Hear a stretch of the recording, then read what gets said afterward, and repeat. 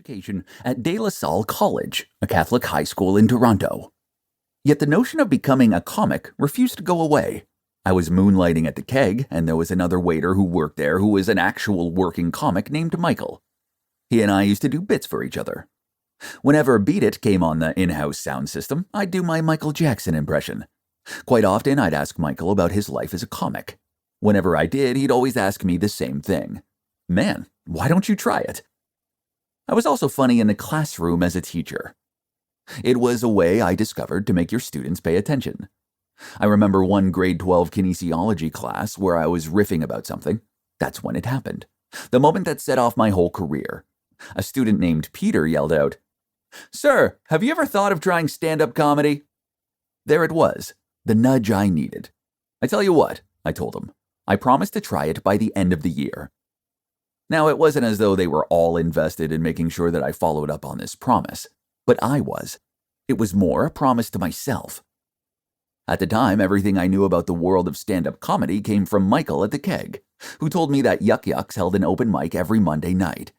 In order to get on, you had to phone the club before 3 p.m. and get your name on a list. Then you phoned back around 4 o'clock to see if you'd been picked to perform that night. Yet Michael warned me that no one gets picked the very first time they call. "You just have to keep doing it," he told me. "You have to phone week after week after week. After you do it about 8 times, you may get picked. It's just what you have to do." So I called and left my name. I had begun the process. Now I had about 8 weeks to get my first 5 minutes ready. I felt very powerful. I had thought about this for years and had finally made that first step. Since I didn't want anyone to know I was doing this, especially anyone at my school, I didn't want to use my real name. This meant I had to come up with a stage name on the spot, and the moniker that flew into my head was the one I still use to this day, Gerry Dee. My real name is Gerard Donahue. I was sure to spell the name D-E-E, since using the single letter D struck me as something that only a big star would do, like the singer Stevie B. I didn't even bother to phone back at 4 p.m. to see if I got on for 2 reasons. The first was that Michael told me it would take about 8 weeks. The second was that I didn't want to go on. This, if nothing else, should indicate my level of commitment. And yet, just after 4, I got a call from Michael, who had called in to see if he got up, and he was like, "Oh man, you got on! They picked you, man!" "But you told me it'd take 8 weeks. I know, it's a complete fluke. Maybe they were a bit short this week, sometimes it happens, but either way, you're going on tonight." I had to be there at 8. That meant I had 4 hours to cobble together a 5-minute set from a bunch of half-finished jokes I'd written on various pieces of paper. Little comic premises I'd promised myself I'd flesh out one day.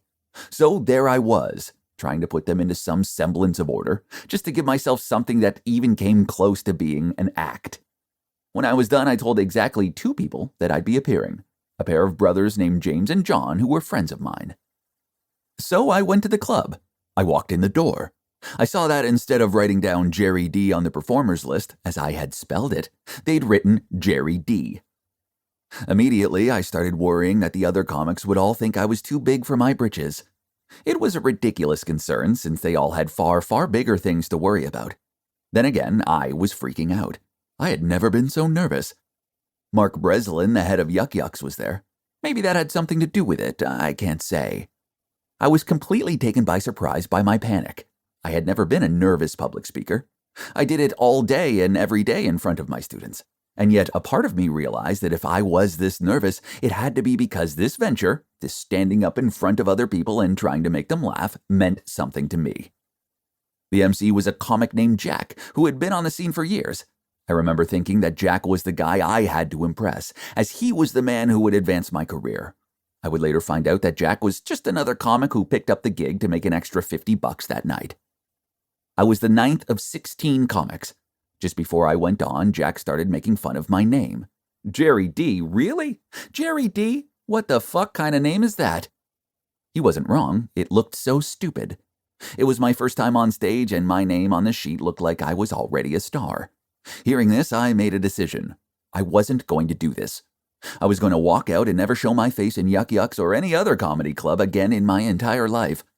1 second after making that decision, I made another. If I didn't go on, I'd never forgive myself. So yes, I would go on. I might spectacularly bomb, but at least I'd have done it. I'd have